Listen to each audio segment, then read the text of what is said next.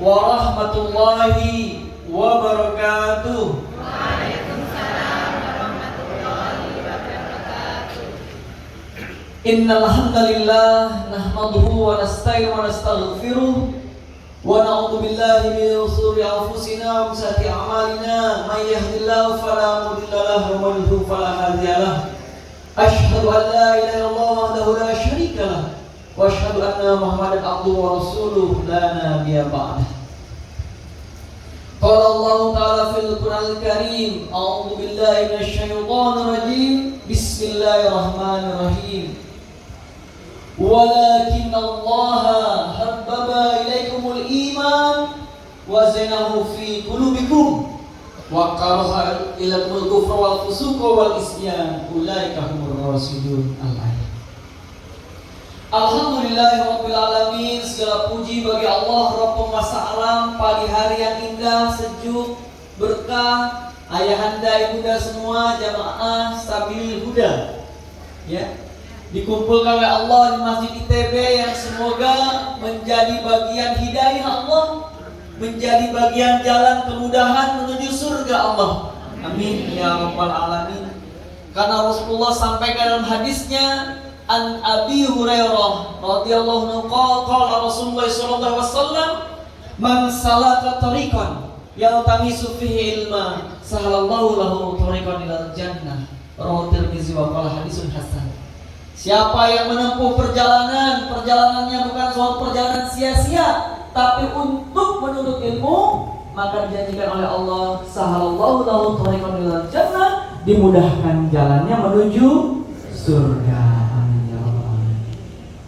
Salawat beserta salam semoga tetap curah limpah kepada junjungan kita Nabi besar Muhammad sallallahu alaihi wasallam, keluarga beliau, sahabat, tabi'in dan semua sampai kepada kita selaku umat Islam yang semoga menggenggam Islam hingga akhir kehidupan kita, tercatat husnul khatimah, mendapatkan syafaat kelak yaumil qiyamah. Amin amin ya rabbal alamin.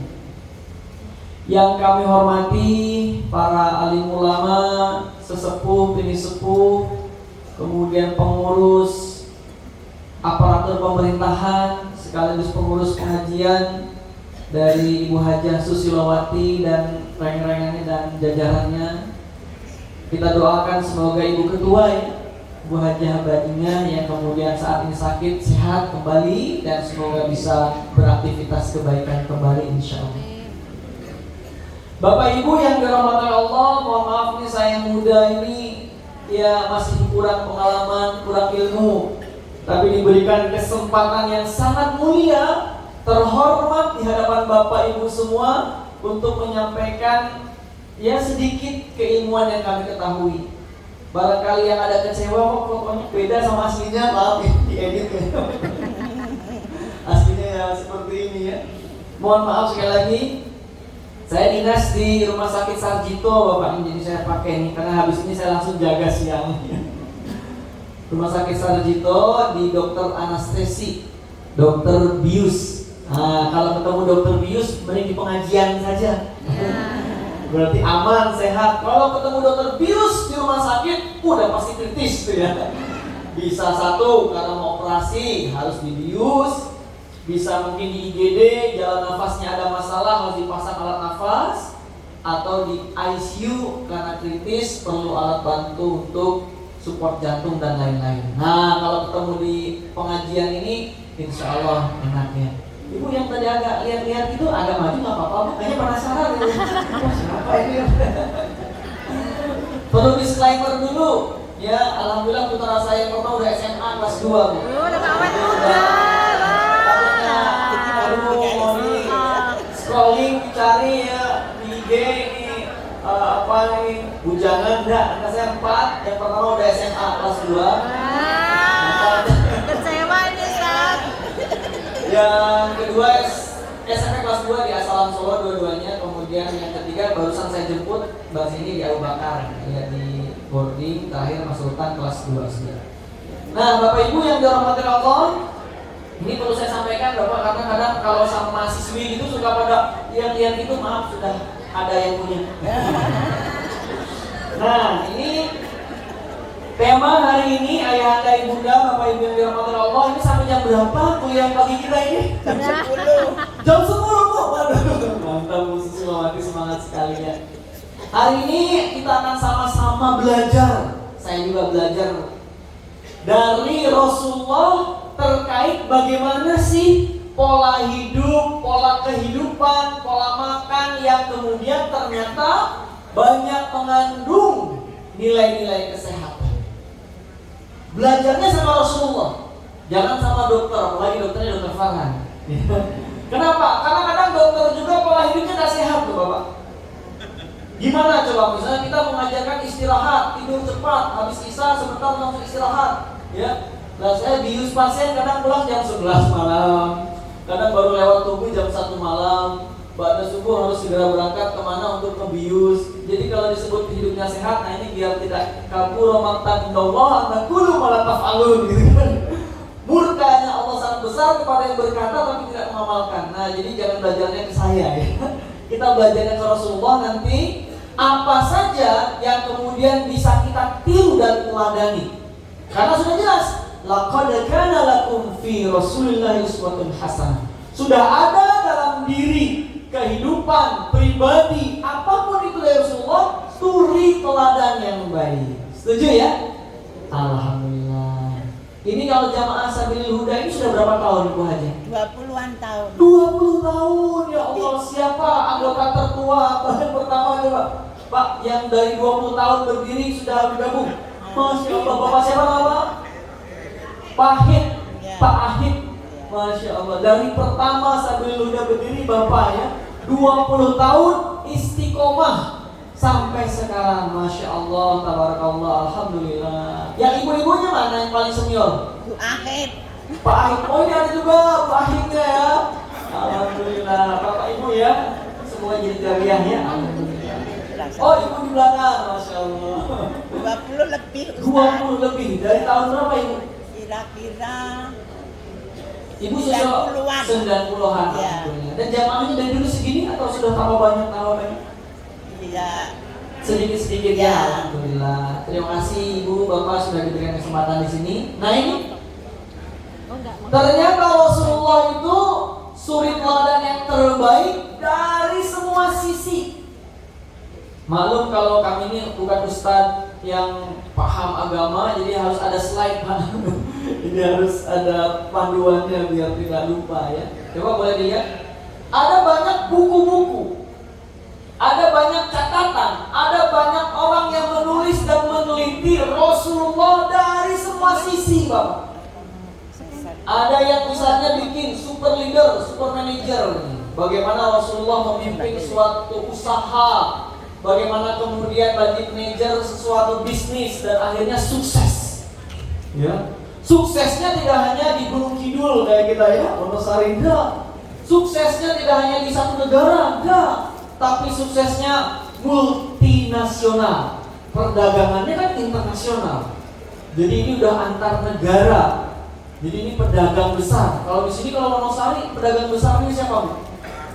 Pak Ahid juga. Semua Pak Ahid ya, alhamdulillah. Pedagangnya di sini sekitar mungkin omsetnya berapa gitu, Rasulullah lebih besar lagi dengan pemodalnya tentunya istrinya Khadijah, ibunda. Kemudian berikutnya bagaimana perangnya Rasulullah sebagai komander, sebagai panglima, kemudian pendidiknya sebagai guru, ya. Kemudian ada sebagai pebisnis. Nah, kemudian bahkan zaman sekarang ini kan Bapak Ibu jamaah, tadi makanya pas saya datang saya langsung video ya, biar nanti masuk konten ya, konten dakwah.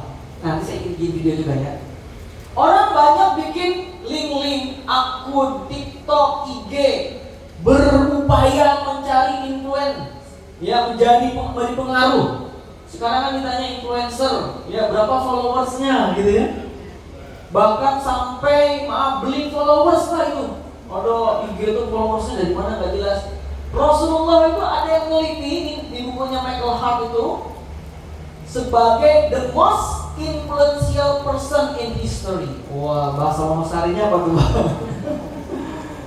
Bahasa Wonosari atau Gunung Kidulnya itu artinya orang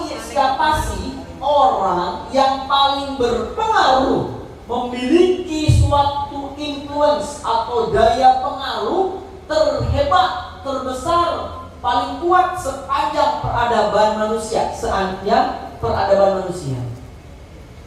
Ternyata yang paling pengaruh, paling kuat, dibikin ranking dari 1 sampai 100, semuanya diteliti dari sejak before Christmas, artinya sebelum Masehi sampai sekarang. Ternyata dari penelitiannya itu, Michael Hart bukan seorang muslim, secara objektif jujur bikin buku.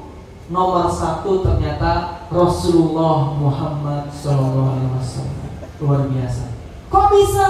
Bapak bisa lihat bagaimana kita kemudian sholat, bagaimana kita ibadah meniru Rasulullah. Shollu kama ra'aitumuni usolli, kita tiru sholatnya Rasulullah. Bersalawat terus sampai sekarang kita rindukan syafaat Rasulullah, betul ya Bapak Ibu ya? Kalau kita sama pejabat, begitu pejabatnya aktif, tentu kita terpengaruh karena kebijakan, kewenangan di tangan beliau, ya. Tapi begitu tidak aktif, ya seakan tidak ada lagi pengaruhnya, tidak ada giginya orang bilang. Tapi kalau Rasulullah itu influence-nya, pengaruhnya itu sampai sekarang, sampai akhir zaman. Bahkan kelak di hari akhir yang bisa kita menanti syafaat Rasulullah, saking kuatnya pengaruh Rasulullah. Tuh. Dan yang menarik, kalau yang nulis orang Islam, Ibu Haja itu kan mungkin, ini nggak jujur, ini nggak fair. Ternyata yang meneliti bukan orang Islam, secara jujur, ya, objektif. Berikutnya Bapak Ibu, belum. Nah, yang akan kita bahas adalah hari ini bagaimana sih kalau orang-orang kesehatan, dokter melihat pola hidup Rasulullah ini. Rasulullah secara profesi bukan seorang dokter, tapi kehidupannya, ya, mengandung nilai-nilai kesehatan yang kalau boleh kita bilang tidak akan pernah lekang zaman. Mau banyak penelitian terbaru sekalipun, justru semakin menguatkan benarnya pola hidup Rasulullah ini. Jadi kan kalau dulu kan kadang ada penelitian dibantah penelitian terbaru. Kayak zaman dulu, zaman ke-8 Pak, orang-orang itu menganggap bahwa bumi lah pusat dari tata surya. Ya, ketika ada ilmuwan-ilmuwan yang menemukan bukan bumi kok, matahari, Bima Sakti, ilmuannya ditangkap, dipenjara. Semakin dibuktikan, semakin kelihatan salahnya. Tapi kalau pola hidup Rasulullah ini semakin dibuktikan, semakin benernya. Iya bener, dipancet. Oh iya. Nah, kalau Pak Ahim usia berapa tahun Pak? 79, Masya Allah. Ada yang lebih senior dibanding Pak Ahim 79? Ada usianya lebih? Bapak, ayo acuh, gak usah malu-malu Pak. Kalau Ustaz sih insya Allah masih muda, 17 tahun saat ini. Masya Allah, suaranya luar biasa. Ibu ada yang di atas 79? Ada lah ya? Ada nggak nih?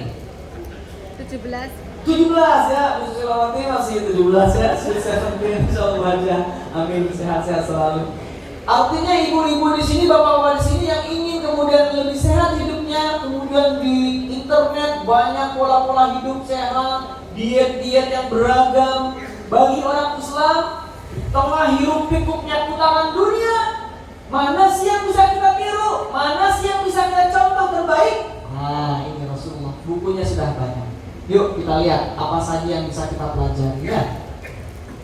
Nih, sebagai wujud bagaimana Rasulullah sehat, ya, ternyata catatan beliau hanya 2 kali sakit. Bahkan ketika Raja Mesir Mukaukis mengirim tabib bernama Maburi Al-Qibti Al-Misri, didatangkan tabib dari Mesir ke Madinah. Untuk apa? Untuk mengobati orang-orang Madinah yang sakit. Ternyata di Madinah tidak ada tuh orang yang datang ke tabib ini. Sampai tabibnya curhat, apa mereka takut ya bertemu dengan tabib? Oh enggak ada apa-apa. Lah kenapa gak ada yang datang? Ya karena sehat-sehat semua. Artinya menarik Bapak Ibu yang dirahmati Allah, ketika kita sosialisasikan cara hidup sehat, maka ini yang terbaik. Ya, tidak hanya pribadi, tapi semua. Nah, ibu-ibu kan kalau udah usianya sepuh sering penyakit-penyakit apa kalau di orang Jawa nih? B ya, penyakit B. B itu apa aja Pak? Budek apa? Udah enggak, maaf saya kalau nggak sopan.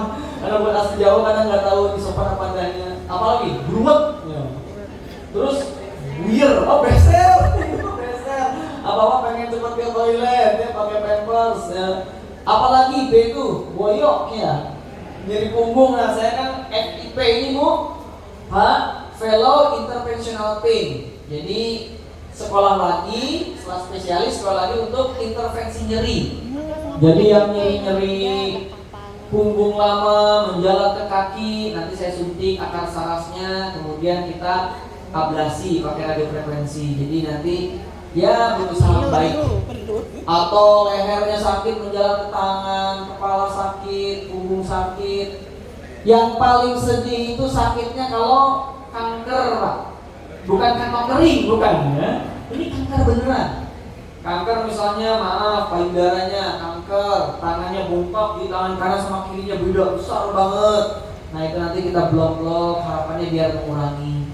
Ada kemarin kami tindakan seorang ibu guru akhirnya tidak bisa ngajar karena tangannya nggak bisa gerak, nangis cerita. Nah kita terapi, kita pasang selang, alhamdulillah dia udah seneng. Ada bapak kanker paru-paru, tapi kemudian kakinya kaku karena sakit dia nggak bisa gerak. Dengan izin Allah kita ikhtiar, alhamdulillah bisa membaik. Nah itu. Nah ini masalah B lagi tadi apa? Buat boyok, terus apa lagi? Beser. Nah ibu udah berapa B-nya nih bapak ya? Saya juga kadang udah mulai buyer ya ada. Budek tapi enggak sih ya Bu. Apalagi Bu buahnya? Blabur apa blabur? Blabur. Ada yang di sini? Kecuali kalau warna merah, biru, nah itu masih tahu ya, paling 100.000 ini. Tergantung pahlawannya, era kemerdekaan, era perjuangan. Kalau depannya Soekarno, era kemerdekaan ya, 17 Agustus bahwa masih sangat semangatnya. Tapi kalau tanggal tua gini gimana nih ya? Udah tanggal 20-an lebih ya. Oke lanjut. Nah Bapak Ibu yang dirahmati Allah, ya.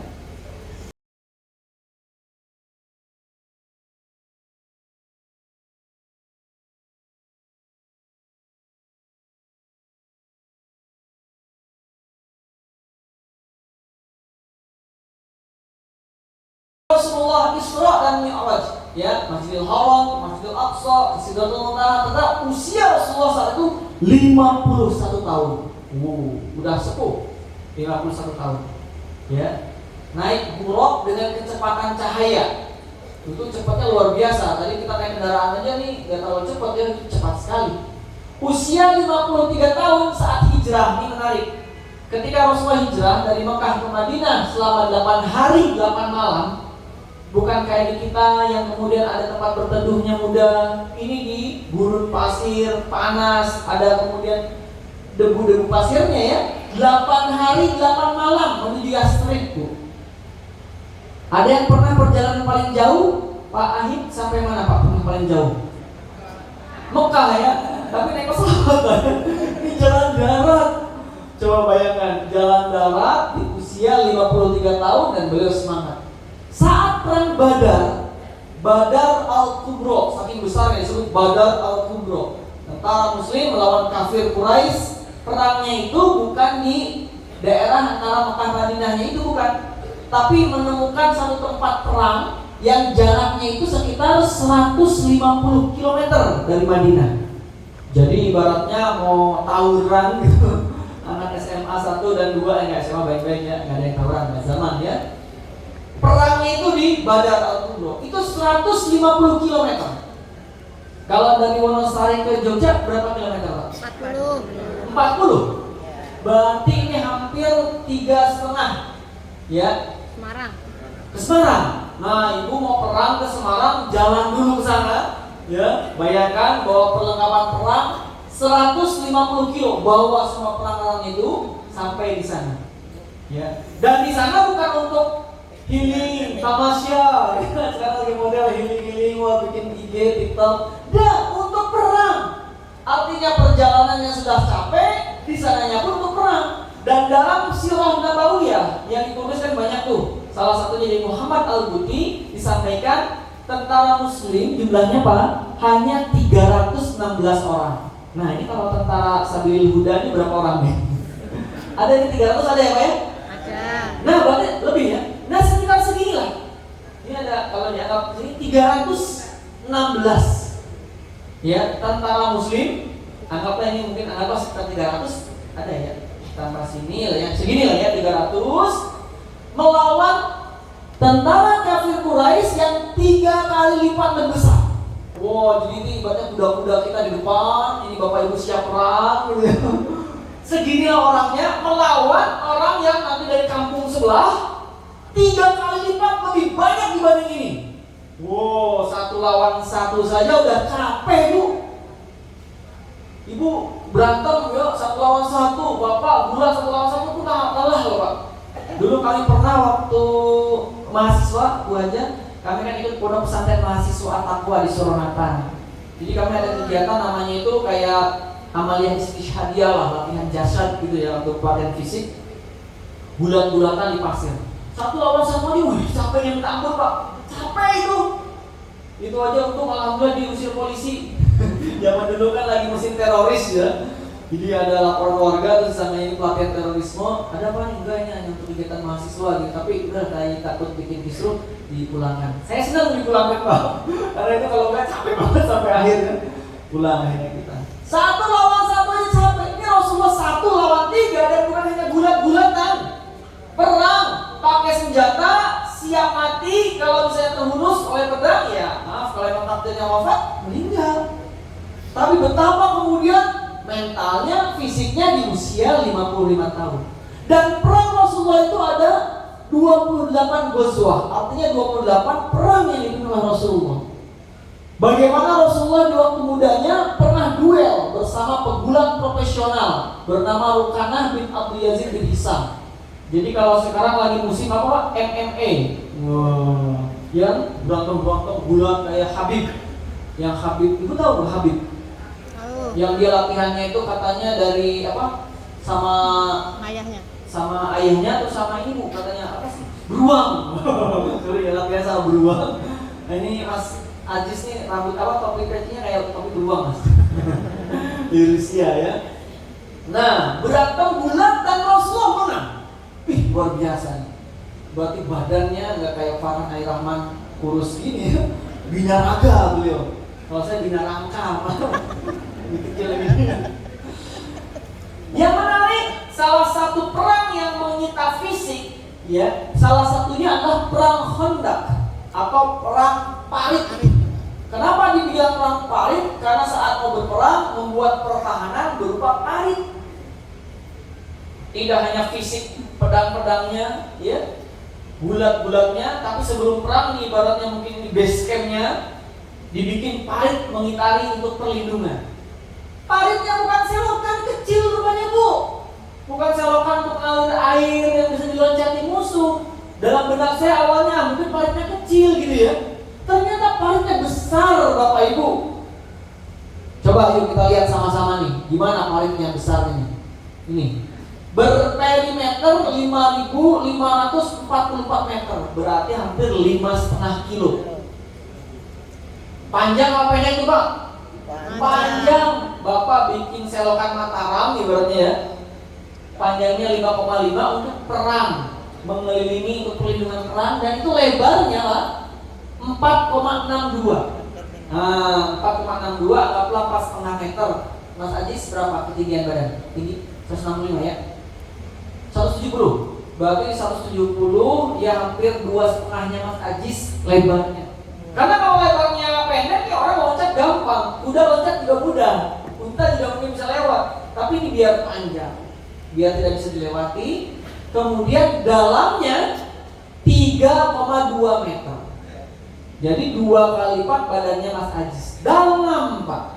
Jadi kalau kita bicara sejarah Islamnya hanya perang parit, bayangan kita paritnya kecil, gampang dilewati, tidak ada fungsi pertahanannya. Dan itu butuh apa? Butuh fisik, butuh kesiapan. Kita gotong royong ngecek gapura aja capek Pak ya. Kadang gotong royong cuma pasang bendera aja, ada juga warga yang nggak pasang bendera gitu ya. Kalau di kami nyobatin tuh diingetin yang belum pasang bendera, pasang benderanya. Itu dikerjakan bersama-sama dan Rasulullah terlibat aktif. Bahkan ada momen Ketika ada batu besar yang sahabat lain tidak bisa pecahkan, Rasulullah dengan penuh semangat dan fisik yang sehatnya dipecahkan. Ada percikan api membayangkan kemenangan. Ada percikan api membayangkan kemenangan sehingga bisa pecah. Itulah saking kuatnya Rasulullah. Ya saya nggak bayangkan badannya tentunya tegak, kuat, fisiknya kuat. Nggak seperti kita yang kecil-kecil orang Asia. Kalau kita pernah ke Mekah itu kan umroh haji kan melihat mereka besar-besar. Wah itu ya seperti itu lah mungkin ya. Tinggi badannya. Oke lanjut. Ini kita perhatikan hadis riwayat Ahmad bahwa manusia tidak diberi yang lebih baik di dunia daripada keyakinan, maksudnya keimanan kepada Allah dan kesehatannya. Jadi nikmat sehat ini perlu kita syukuri pagi ini. Ya. Wa idz adzana rabbukum la in syakartum la azidannakum wa la in kafartum inna ladzasadid. Dan Allah sudah memaklumatkan, memberikan suatu peringatan ke kita. Apa tuh? Barang siapa yang bersyukur pada Allah ditambah rezekinya. Tapi barang siapa yang kufur maka azab Allah sangat pedih. Nah, ini yang ingin kita sampaikan pagi ini. Bapak Ibu, di depan ada mobil-mobil, kendaraan. Sini juga ada motor. Ya. Bapak mungkin yang dulu mobilnya biasa, udah agak kurang sehat nih mobil, kurang nyaman, ganti mobil, betul? Lebih nyaman, lebih bagus. Motor yang dulu mungkin si Pitung ada 70-an gitu ya, mungkin sekarang udah gak zaman. Dulu Vario, ganti Vario, gak zaman lagi. Apalagi sekarang PCX gitu ya, segala macam ya, NMAX gitu ya. Ini ada yang dealer motor, tolong jadi sponsor sini. Bisa diganti tuh kendaraan, bisa kita ganti ketika itu nggak sehat lagi, nggak terpakai. Tapi ingat baik-baik, ruh yang ditiupkan Allah pada kendaraan fisik berupa jasad kita. Ibaratnya jasad ini adalah mobil, motor, kendaraan yang menjadi wasilah kita bergerak. Ini kan jasad nih. Tangan ini bergerak kan karena ada ruhnya. Banyak kok yang tangannya masih utuh, kepalanya masih utuh, tapi ruhnya dicabut, tak gerak apapun ketika dia wafat. Ketika kemudian dipersaksikan alastu birabbikum qalu bala sahidna, apakah kami ini Rabbmu? Ya Allah, kami persaksikan, tiup ruhnya ke kita, bisalah gerak kita ini. Janin yang awalnya nggak gerak, tiba-tiba mulai nendang-nendang, ya. Tiba-tiba mulai gerak jantungnya, ya. Karena ada ruhnya. Nah, ruh yang masuk melekat ke jasad kita ini perlu Bapak Ibu camkan baik-baik, dan diri saya ingatkan ke diri saya pribadi, tidak bisa diganti kayak mobil motor tadi. Itu biasanya. Kan kita dari kecil nanti sampai besar, sampai kemudian sepuh, inilah Pak Ahid pernah ganti jasad gak? Pindah ke jasad orang gitu. Kan ini yang dipakai 79 tahun tuh ini. Mobil, motor, rumah, sepeda bisa ganti. Kalau sepeda sekarang mahal-mahal ya Pak ya. Dulu Bapak sepeda ontel berapa tuh Pak? Ratusan ribu ya. Sekarang saya tahu ada sepeda 100 jutaan. Ngeri. Mobil kan mana ada Dr. Richard beli mobil berapa miliar, itu ada rupanya mobil-mobil mahal Pak ya. Tapi itu kan bisa diganti ketika kita bosan atau nggak apa. Jasad tidak pernah bisa diganti sampai kelak kita wafat. Inilah yang kita pakai. Maka ketika kita kemudian diberikan jasad ini, jaga sebaik-baiknya. Sehatkan matanya, sehatkan telinganya, sehatkan hatinya, sehatkan kaki tangannya, sehatkan jantungnya. Biar apa? Biar kita gunakan selama-lamanya untuk kebaikan. Setuju Bapak Ibu? Alhamdulillah. Ya. Nah, ini nikmatnya kesehatan jasad kita ini. Ya, kita harus jujur, misalnya ibadah umroh, haji yang fisik, tentunya ketika kita seger, ibadahnya lebih maksimal. Tapi begitu ada hambatan-hambatan, kadang lututnya sakit, setidaknya jadi akhirnya kita tidak khusyuk, kurang maksimal, ya. Oke, lanjut. Nah ini, orang yang masuki pagi hari, Bapak Ibu pagi hari tadi bangun, kesehatannya baik, tempat kediamannya aman, ada makanan, ada snack, Masya Allah berkah. Seolah-olah dia memiliki dunia yang dianugerahkan oleh Allah kepada kita. Jadi kita tuh jangan berpikir hal-hal yang terlalu jauh. Oh, yang sana udah beli mobil Tesla gitu ya. Yang ini udah beli Rolls kita. Tapi kita hidup, bangun, sehat, aman kediaman kita, ada makanan, maka seolah-olah kita mendapatkan kehidupan dunia. Dan ini hadisnya. Oke, lanjut. Ini Bapak Ibu. Yang di luar bisa kelihatan nggak Pak? Yang saya. Ini, ya walaupun ini bukan di rumah sakit Sarjito, ya, tapi ini gambaran kalau kita di ICU. Nah, saya biar ini Bu menyampaikan di sini ya. Oh, itu orangnya. Inilah ada orang yang terpasang pipa nafas, yang pipa nafasnya itu nyambung ke ventilator, ke alat mesin. Bentuknya hampir sebesar mimbar ini, ya.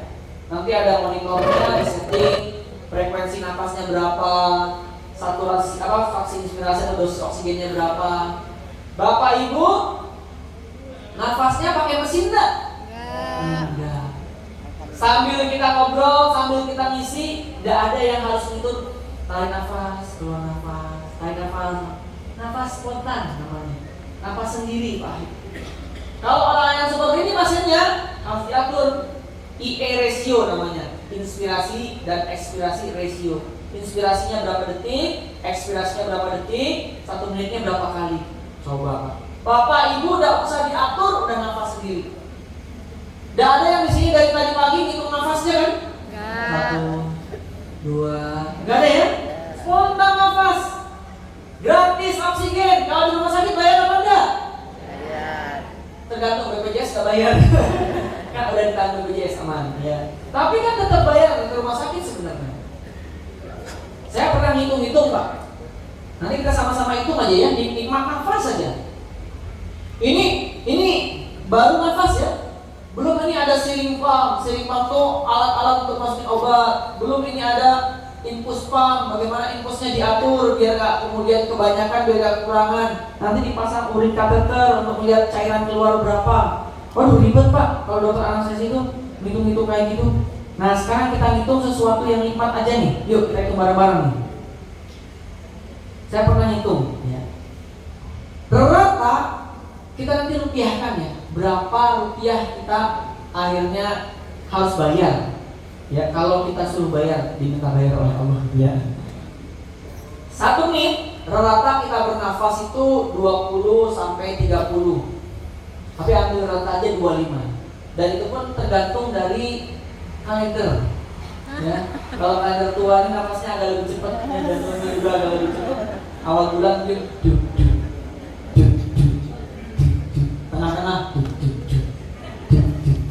Nah ini kalau tengah segini mungkin udah. Ini nafas jantung apa kereta api ya, makanya di lempuyangan ya. Oke kita lihat ya. Kalau misalnya nafas semenit 25 kali, kalau nggak percaya Bapak hitung nafas sendiri ya. 1 menit 25 kali berarti 1 jam. Kita udah dari jam 6 sampai jam 7 lebih ini. Berapa? 25 kali 60. 1 jam 1500 kali kita bernafas. Jadi ibu nggak sadar, bapak nggak sadar, udah 1500 kali menghirup nafas. Ya, dalam 1 jam ini tadi. Ya. Kalau dalam 24 jam sehari semalam berarti berapa? Kali 24 36.000. Jadi sehari kita dari kemarin pagi sampai pagi ini tanpa sadar nafas kita udah kembang kempis 36.000 kali. Nanti kalau nggak percaya silahkan itu sendiri Bu ya. 29.000, 29.001, 20.000 capek banget. Silakan yang kurang kerjaan mungkin monggo. Setahun berapa? Setahun kali 365 kalau bukan kabisa 13.140.000 kali kita bernafas. Jadi dari tanggal ini tanggal berapa? 26 Agustus 2023 dari 26 Agustus 2022 udah 13.140.000 kali nafas. Belum kalau tadi kalender tadi ya, tergantung semakin cepat lebih banyak lagi.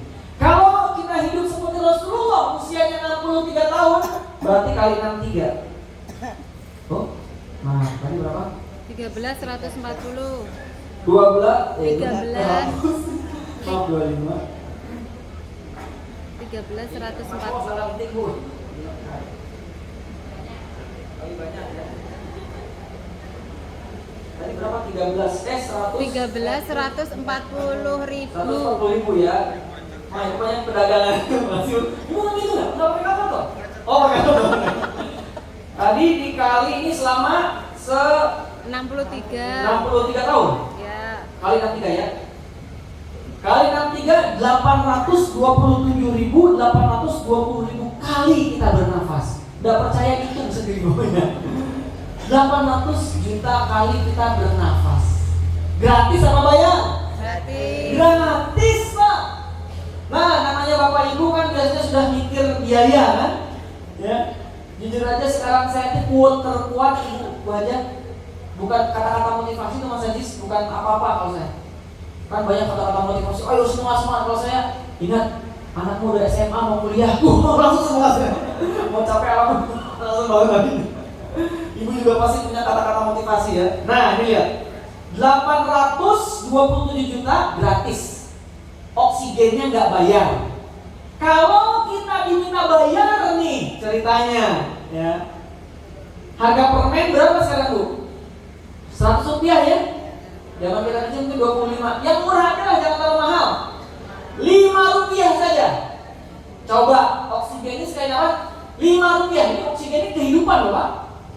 Ya, bensin, pertalite itu aja mahal ya. Ini nafas nih untuk hidup kita. Tanpa ada nafas kita nggak bisa hidup. Nggak ada oksigen nggak bisa hidup. Anggaplah 5 rupiah. Nih kali 5 rupiah berapa hasilnya? Wow. Untuk nafas saja ibu butuh 4 miliar 139 juta 100 ribu rupiah. 4 miliar. Ini kurs zaman dulu 5 rupiah. Malaikat protes, inflasi udah banyak, masa harga nafas 5 rupiah, oksigen loh, ini untuk hidup loh.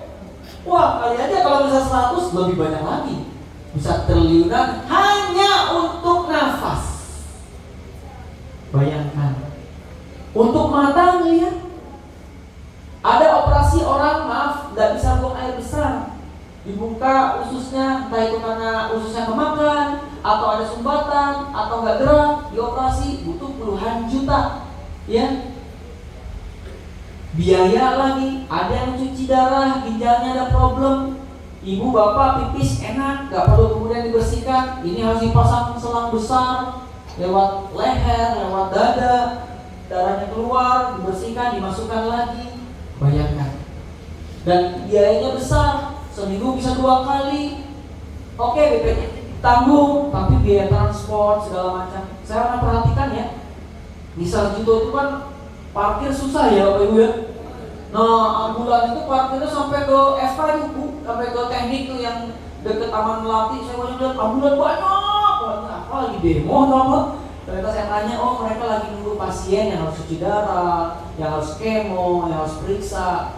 Alhamdulillah kalau di Jogja ini guyub rukun, gotong royongnya tinggi ya. Jadi ada warga yang bantu-bantuin tuh. Kemarin ada pasien nyeri saya itu, ibu bengkak tangannya, udah nggak bisa jalan juga, dipakai kursi roda karena nyeri. Anaknya 5 tahun dititipkan di KPAI. Kenapa? Oh saya udah nggak bisa ngurus. Lah ibu siapa yang dorong? Ini ada yang dorong-dorong. Siapa ibu ini keluarganya? Bukan. Tapi ada relawan. Oh, alhamdulillah. Alhamdulillah bersyukur. Ya. Nah ini, lanjut boleh? Ini Bapak Ibu, ada 2 nikmat yang kemudian banyak orang terlupa, yaitu nikmat sehat dan waktu senggang. Kita lupa dengan nikmat sehat, nganggapnya biasa-biasa aja. Bahwa mata ini bisa ngelihat, jantung ini bisa berdebar, nafas ini bisa kembang kempis, ya, pipis itu pipis keluar, buang air besar, buang air keluar. Ada yang bisa kentut gitu ya, buang angin kayak biasa aja. Padahal kalau bapak ibu ke rumah sakit ngelihat proses mereka itu susah loh, proses seperti itu. Buka mata yang kita anggap tinggal buka aja kok. Ada orang yang buka mata tuh susah. Otaknya ada problem, tumor otak misalnya pas di bagian penglihatan, buka mata tuh susah. Ada yang matanya bisa buka, nggak ngelihat. Ada juga kita ngelihat jelas sekali. Tapi kita gak bersyukur. Karena apa? Karena biasa-biasa saja. Coba kita lihat nih berikutnya, Mas Adis. Nih, lanjut lagi. Ada kata-kata bagus kayak yang tadi ada. Oh, back coba atau saya tutup ya. Nah, back lagi. Nah ini, saya ada teksnya ini. Kesehatan adalah kerajaan yang tersembunyi, ia bagai mahkota di atas kepala orang yang sehat. Jadi kita ini orang-orang sehat semua ya, Bapak Ibu jamaah semua sehat ya. Amin. Kalau bagi orang sakit, kita ini seperti menggunakan mahkota yang indah banget. Ketika ada orang sakit, melihat kita yang sehat nih, seolah kita ini punya kerajaan dan punya mahkota yang bagus banget. Yang kita tidak bisa melihatnya, kita yang sehat ini tidak bisa melihat bahwa kita tuh punya mahkota indah seakan kerajaan, kecuali mereka yang sakit. Orang yang cuci darah ngelihat, kamu pipis gampang banget ya, tinggal buka celana gitu mau pipis keluar. Mereka nggak bisa, dan karena nggak bisa, kembung semua badannya bisa jadi udem, anak saya kakak pipisnya nggak keluar, harus dibantu. Susah bagi saya untuk pipis. Kok kamu mudah sekali? Coba. Ada orang yang jantungnya gampang banget ya jantungmu bergerak. Jantung saya ini lemah loh, harus pasang pacemaker, dimasukin alat di situ. Akhirnya baru jantungnya kuat. Ada jantungnya yang orangnya kemudian bocor, cepat capek. Bocor kalau didengarkan oleh stetoskop tuh ada bocornya. Gitu Pak. Kalau Bapak pintunya nggak ada baliknya.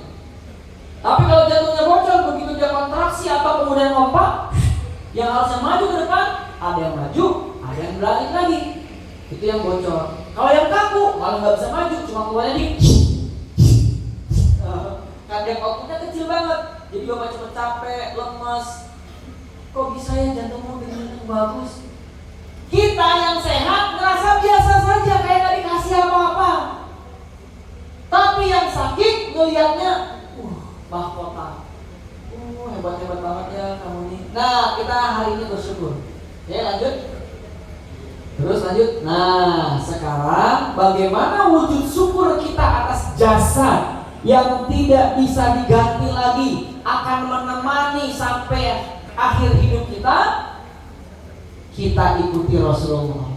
Mungkin minimal hari ini kita belajar. Ini sampai jam berapa belajar? Setengah 8, jam 10 jangan. Sampai jam berapa? Sampai jam 8:15 ya. 15 menit lagi ya. Kita belajar 2 saja dulu. Ini nanti materi berikutnya. Kenapa? Biar diundang lagi. Ya, ini slide-nya masih banyak. Kebersihan dan manajemen diet dulu. Kita 2 tema dulu. Kebersihan dan diet. Ya. Salah satu ibaratnya ini tenda. Ada banyak pilar-pilarnya, ada banyak kaki-kakinya. Akhirnya tenda ini bisa berdiri tegak, kuat, nggak jatuh. Masjid ITB ini ada banyak selain fondasi, tiang-tiangnya. Nah ini juga tiang-tiang, poin-poin yang bisa kita belajar dari Rasulullah agar menjaga jasad kita dengan baik. Ya.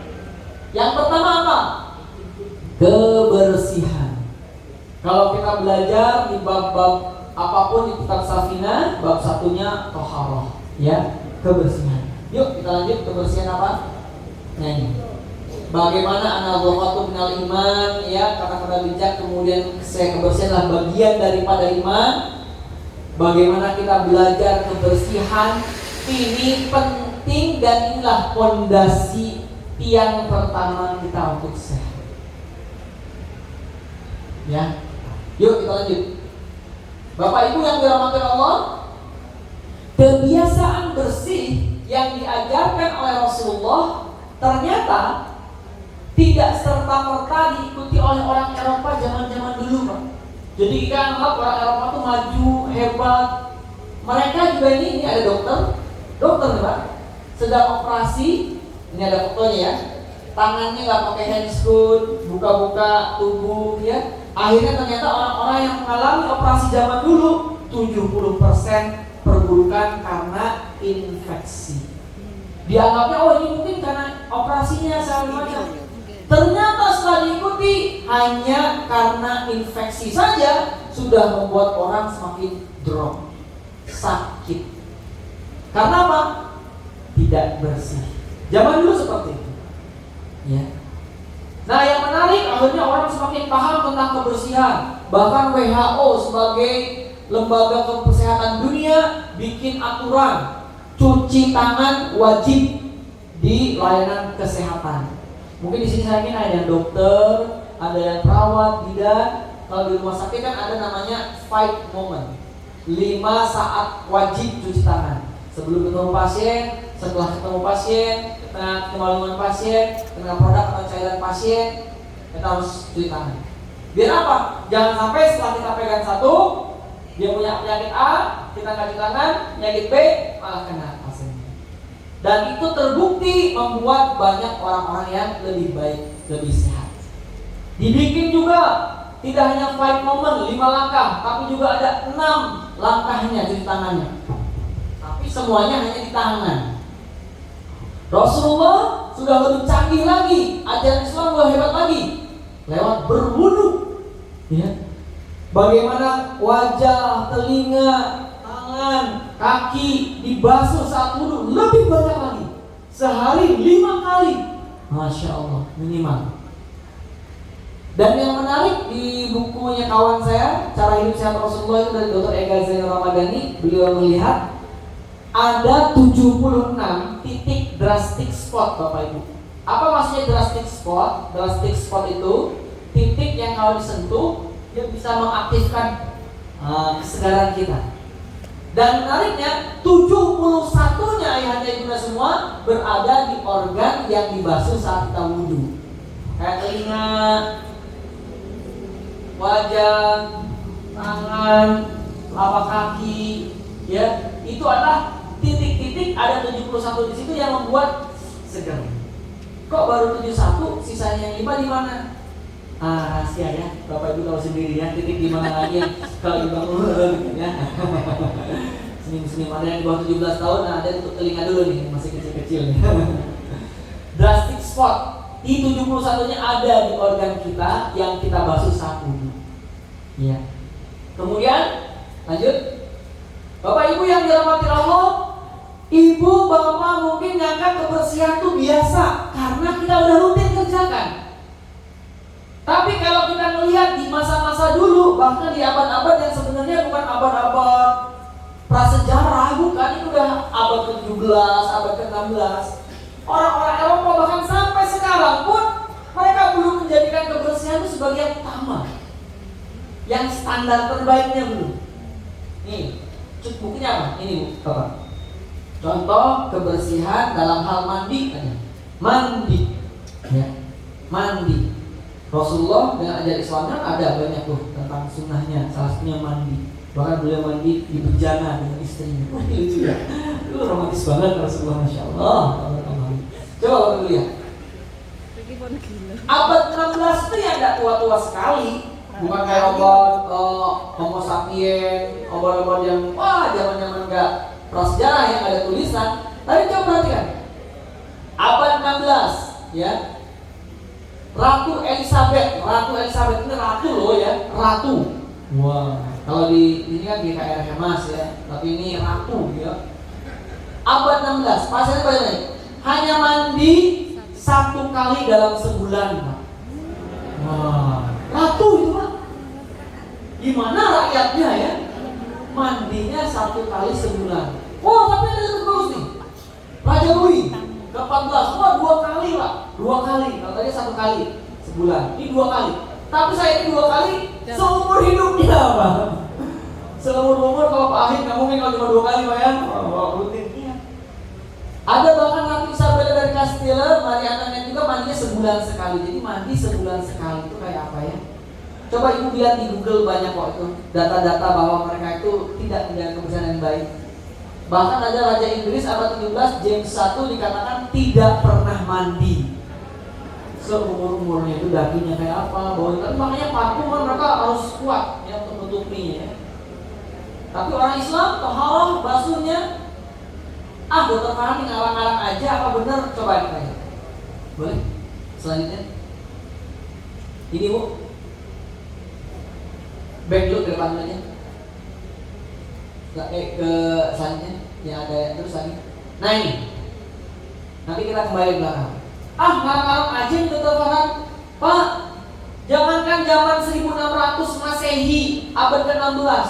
Lah kemarin Piala Dunia Qatar, ya di Timur Tengah, orang-orang Eropa kan datang kan, ya mereka banyak nge-tweet, nyampaikan cuitan-cuitan di Twitter apa tentang amazingnya menggunakan air untuk membersihkan kotoran-kotoran mereka. Ini bahasa Inggrisnya, been using the toilet bowl shower in Qatar for a month. I am absolutely horrified. We only use toilet paper in the UK. Jadi dia merasa ngeri. Loh, selama ini kita cuma pakai kertas toilet. Dan mereka merasa this is the best thing ever, man. Artinya ini adalah yang terbaik nih. Kenapa? Karena air itu kan seger. Jadi dia setelah sebulan di Qatar, yang semula dia kalau bersih apa pakai tisu toilet, dia baru sadar ini jelek banget pakai tisu toilet itu. Ya, nih. Coba Bu bayangkan. Dulu waktu Covid pandemi sering diberitakan orang-orang Eropa kesualian rebutan apa? Tisu toilet, Pak. Jadi kalau mereka buang air besar, bersihnya pakai tisu toilet. Coba sebersih apa sih tisu itu ya? Kan antara sela-selanya kan masih ada apa nih? Pagi-pagi ibu ada makan apa nih? Jangan sampai muntah ya. Jangan menunya agak. Coba ini sebersih apa sih? Tapi mereka yang pakai itu. Ya. 2022, nggak usah lama-lama. Ini 2000 kata tuh 2022 ya. Jadi begitu mereka pakai air segar, ada yang di salah satu dormitori atau asrama itu bisa membedakan. Kan asrama ada laundry masalahnya. Kalau yang dari siswa-siswa muslim biasanya celana dalam itu lebih bersih. Karena kan tidak ada kuning-kuning di belakang ya. Ini kok jadi jorok banget sih? Ya, kan pasti masih ada sisa-sisanya loh. Tapi mereka ya demikian. Kembali lagi ke sebelumnya. Apakah itu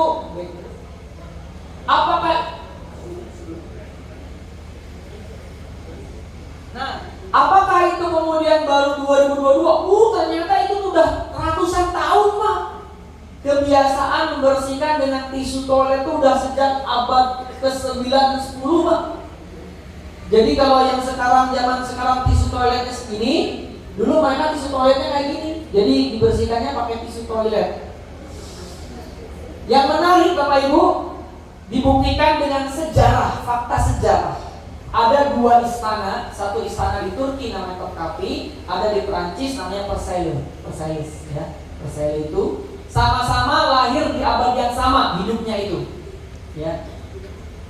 Tapi ada perbedaan menarik terkait dengan higien atau kebersihan dirinya para penghuninya. Apa itu? Coba. Ini ada gambar toiletnya Topkapi, ada toiletnya, ada saluran irigasinya, ya. Ada tempat buang air besarnya, ada kemudian 900 tempat untuk tidur, buang airnya, ya. Di istana Versailles ini menarik nih, yang dibangun hampir sama di abad ke-17, memiliki 2.300 kamar. Pak Ahib di rumah berapa kamar, Pak? 5 mungkinnya. 4. Bayangkan Pak, 2.300 kamar itu kayak apa tuh? Banyak banget, saking besarnya. 2.300 kamar. Kebayang gak sih? Banyaknya, besarnya, gak tahu kamarnya sebesar apa ya. Tapi yang menarik, mencengangkan, sungguh-sungguh terjadi. Wow. Ternyata tidak ada satupun toilet di dalamnya, Pak. Coba bayangin, jadi penghuninya itu kalau mau buang angin, buang air itu kemana itu? Ternyata ada fakta-faktanya, karena mereka di jalan tuh ada sisa-sisa kotorannya, kadang terinjak oleh orang yang lewat. Irigasinya tidak dijaga dengan baik. Kadang percaya nggak percaya itu, bener nggak sih katanya orangnya canggih, pintar, cerdas? Enggak, rupanya dalam hal kebersihan, kehidupan Rasulullah yang mengajarkan toharoh jelas lebih luar biasa dibanding kita. Kita melihatnya biasa, karena apa? Hari-hari. Tapi ternyata ini adalah satu standar yang baik untuk kesehatan kita. Ibu punya piring dicuci 5 kali sehari dengan yang tidak pernah dicuci dalam bertahun-tahun, beda dong kebersihannya, berdebu ya. Tapi ibu cuci terus kan bersih. Tubuh kita cuci terus setiap hari, insya Allah. Oke, lanjut. Ya, itu kebersihan. Istinsyak saat kita berwudu, membersihkan nasofaring kita. Lanjut terus berkumur, kelak kita berhadapan dengan Allah dengan keadaan bersih. Lanjut lagi boleh? Ya. Innallaha yuhibbut tawwabin wa yuhibbul mutatahhirin. Sehingga Allah senang pada orang yang bertobat dan senang pada orang yang bersihkan diri. Jadi satu pilar tiang besar dari Rasulullah, kebersihan. Kita pertahankan kebersihan. Oke, lanjut. Waktu kayaknya tuh ya. Gak apa-apa, selesai dulu aja ya. Gak apa-apa ya, udah agak siang. Oke, nanti yang kedua, 3, 4 selanjutnya kita bikin seri ya. Nah, Bapak Ibu yang dirahmati Allah, terakhir sebelum kita kemudian tutup dengan doa, yang kebersihan silakan amalkan di rumah, jaga kebersihan. Katanya rumah yang kotor itu tidak mengundangkan malaikat rahmat. Silakan. Karena apa? Kalau kita bersih, tempat kerja, rumah, tempat tinggal, walaupun sederhana, enak dipandangnya juga. Saya pernah ada operasi, Pak, ini operasi. Pasien anak kecil dengan benjolan di paha kanan, curiganya tumor. Jadi akhirnya dokter ortopedinya motong pahanya, dimasukkan di cairan untuk matikan sel kankernya, ditempel lagi. Begitu dibuka, dipotong tulangnya, diambil, perdarahan banyak banget, sampai 7.000 cc. 7.000 cc. Ibu head aja berapa cc itu 200 cc, 100 cc aja udah lemes. Itu 7.000. Jadi saya lihat, wah pasien udah kritis. Saya pasang infus di leher pakai USG, masuk, ribet karena saking ribetnya, darah banyak, hampir berapa puluh kantong. Karena tempatnya itu berantakan. Pas saya datang, tempatnya berantakan, rapikan tempatnya. Ya, kabel-kabel yang berseliweran dirapikan, dibersihkan, sampaikan semua. Begitu rapi, otak kita, coba lihat. Saya bilang ke residen itu murid-murid kita, dokter umum yang uji spesial. Lihat, ketika tempat kerja kita bersih gimana? Lebih enak lihatnya, kita lebih terstruktur. Kalau enggak, wah udah berantakan itu, otak kita udah lebih sulit. Ternyata saya jadi paham, ya ternyata kebersihan, kerapian itu ya penting untuk kesehatan kita. Kita lebih tenang kerja, berkah masuk ya. Nah, Bapak Ibu yang dirahmati Allah, tadi di mukadimah saya sampaikan, walakin Allah habbaba ilaikumul iman wa zanahu fi qulubikum wa karaha ilal kufra wal fusuqa wal isyan ulaika humur rasyidun. Dan Allah berikan kamu, walakin Allah habbaba ilaikumul iman, cinta pada iman. Dan iman itu indah di hati kita. Jadi silakan apa yang kami sampaikan tadi, cintai kebersihan ini, kemudian jadikan itu indah di hati kita. Ya. Salah satu lebih dari iman kan. Tapi juga kita benci kekafiran, kefasikan dan kedurhakaan. Ulaika humur rasyidun, itulah jalan orang-orang yang benar. Jadi silakan, nanti masih ada seri-seri berikutnya biar Bapak Ibu nanti tetap hadir lagi sampai 20 tahun, 30 tahun, 40 tahun ya Pak Aidah, insyaallah ya, sampai selama-lamanya. Demikian barangkali untuk materi kita hari ini. Di sini kita tutup dengan berdoa. Ya, semoga kemudian Allah ijabah doa-doa kita pagi hari ini.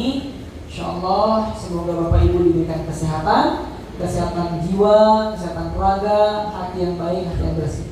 Baik, bismillahirrahmanirrahim. A'udzubillahi minasyaitonir rajim. Bismillahirrahmanirrahim. Alhamdulillahirabbil alamin. Hamdan yuwafi ni'amahu wa yukafi'u mazidah. Ya Rabbana lakal hamdu kama yanbaghi li jalali wajhika al-karim wa 'azimi sultan. Allahumma rabban nas adhibil ba'sa isfi anta safi la sifa'an illa sifa'uka sifa'an la yughadiru saqama. Doa Allah, Rabbnya manusia, kurnialah kesembuhan pada keluarga, saudara, tetangga kami yang tengah sakit, baik sedang dirawat inap maupun hanya di rumah, ya Allah. Kurniakan kesehatan pada Muhajjah, Badinga dan keluarga serta seluruh warga Wonosari khususnya, ya Allah. Sembuhkanlah tanpa ada kesakitan yang lain. Illa ma ja'altahu sahla, tanpa ada penyerta kesakitan memberat yang lain, ya Allah. Allahumma inna nas'aluka salamatan fid din wa afiyatan fil jasad wa jadatan fil ilmi wa barakatan fil rizqi wa taratan qabla al-maut wa rahmatan minal maut wa maghfiratan ba'da al-maut. Allahumma hawwin al-nafis saqatal maut wa najatan minan nar wa afana hisab. Kurniakanlah keselamatan baik kami dunia akhirat kami ya Allah. Rabbana hab lana min azwajina wa dhurriyyatina qurrata a'yun waj'alna lil muttaqina imama. Jadikanlah pendamping kami, anak-anak kami menjadi qurrata a'yun, penyejuk mata untuk kami, dan jadikan kami pemimpin orang-orang yang bertakwa ya Allah. Rabbighfirli wa liwalidayya warhamhuma kama rabbayani shaghira. Cintai, sayangilah kedua orang tua kami sebagaimana mereka mencintai kami saat kecil dulu ya Allah. Jikalau mereka telah wafat, catatkanlah husnul khatimah, tempatkan kelaknya di surga ya Allah. Ampuni dosa-dosa mereka, terima amal ibadah mereka. Rabbana atina fid dunya hasanah wa fil akhirati hasanah wa qina adzabannar wa qina adzabannar. Allahumma inna tuha duhauka wal baha bahuka wal jamala jamaluka wal quwwata quwwatuka wal qudrata qudratuka wal ismata ismatuka. Allahumma in kana rizqi fis samai fa'anzilhu wa in kana fil ardi fa'rizhu wa in musra fayasinhu wa in ba'da qawlihi bihaqi duhaika wa bahaika atini ma takati dari sawhi. Subhanallah. Rabbana atina fid dunya hasanah wa fil akhirati hasanah wa qina adzabannar. Subhanallahumma wa bihamdika asyhadu an la ilaha illa anta astaghfiruka wa atubu ilaik. Amin ya rabbal alamin. Wabillahi taufiq wal hidayah. Wassalamualaikum warahmatullahi wabarakatuh. Waalaikumsalam.